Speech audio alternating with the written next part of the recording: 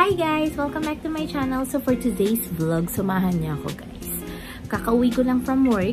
So ito medyo kakapalit ko lang ng damit from ng pambahay. Kasi nga, ganun talaga ako guys eh. Every time na galing ako sa work, nagpapalit ka agad ako ng damit ko. Parang feeling ko kasi sobrang yung pagod ko mababawasan pag nagpalit ako ng damit na ginamit ko sa work ko maghapon.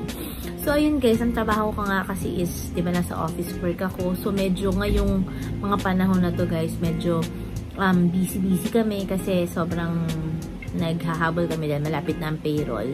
So, ako naman tapos ko na yung part ko sa payroll na ipasa ko na rin. So, ganun talaga pag sa payroll talagang dapat lagi kami due date and then at the same time, kailangan mo accomplish lahat yun. Kasi kami kasi is commission basis. Plus, yung iba sa amin like me, per day din ako. May basic ako. Tsaka, of course, yung mga OT, ganun. So, ako kasi hindi ako masyado nag-OT or hindi ako nag-OT kasi nga, alam niyo naman na single mom. So, kailangan din, aside sa trabaho, may focus at may time din ako para sa anak ko. So, yun nga guys, medyo, ang time kasi ng trabaho ko is from 9 AM to 6 PM. Pero thankful ako guys, kasi anytime na kailanganin ako sa school ni Rain or anytime na meron akong, what you call that, kailangan attenan, nakakalabas ako or nakaka-excuse ako sa work ko para mapakapunta ako sa school ni Rain. Di ba? Napakabait nung aking employee. Ng aking employer. Di ba? Napakabait niya. Sobrang, as in, ilang beses na rin akong nag-resign doon. Then, every time na bumabalik ako, tinatanggap ako sa trabaho. Maybe because I have a good record. Like what I've said before do sa dati kong vlog. Na, mahal ako ng mga dati kong boss. Yun, wala lang. Ako kasi guys, sa totoo lang, this past few days, medyo nalulungkot din ako minsan or minsan na-atake din ako ng anxiety pa rin. Kasi parang ang dami kong mga gustong gawin na hindi ko magawa ngayon. Dahil nga, syempre, nandito ako ngayon sa Olongapo. Kumbaga parang, masaya naman ako kasi I'm with my father and then my son. Diba? Kumbaga parang okay naman. Kaya lang, syempre, meron pa rin tayong mga plano sa buhay. Like me, I'm already 43. And then, syempre, may mga gusto akong i-accomplish. Pero hindi ko siya magawa. Dahil nga, I'm stuck here in Olongapo.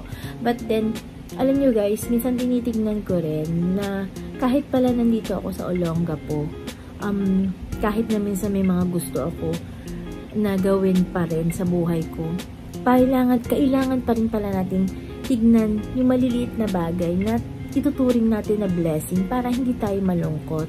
Like what I have right now. Diba? I have a job. Napaka-open ng oras ng trabaho ko. That thing is already a blessing for me. Kumbaga, kung sa ibang company ako, hindi ako pwedeng basta-basta lumalabas ng trabaho, diba? So, parang, na-appreciate ko yung trabaho ko na kahit pala, although yung salary ko, hindi ganun kalaki, unlike sa mga previous work ko, outside Olongapo, na talagang malaki.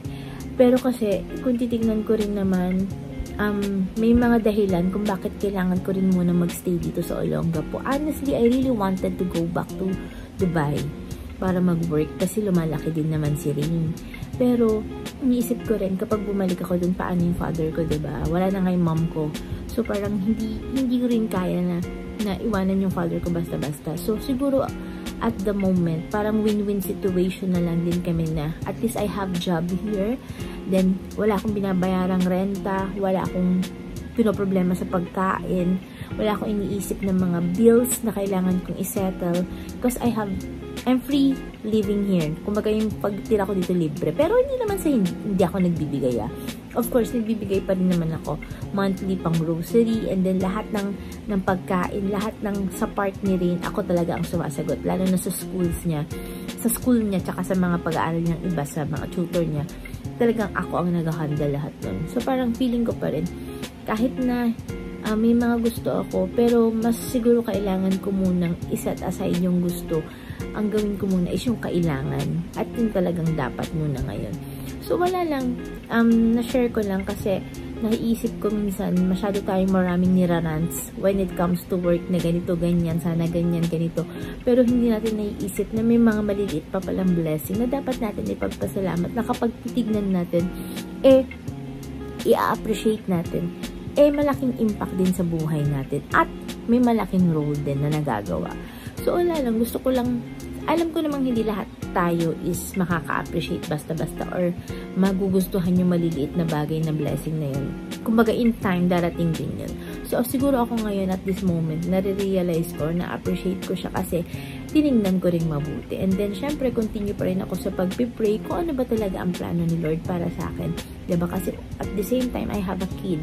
I'm a single mom. So, kailangan ko rin syempre mag-isip pa or maghanap pa ng ibang pagkakakitaan para sa future ng anak ko.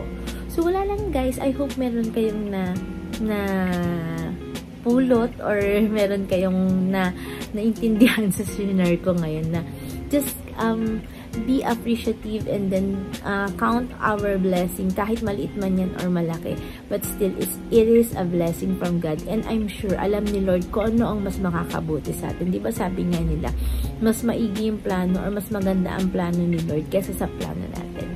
So again guys, samahan niyo pa ulit ako sa mga susunod ko pang vlogs dito lamang sa aking YouTube channel. Don't forget to subscribe, like, and share my video. Bye guys!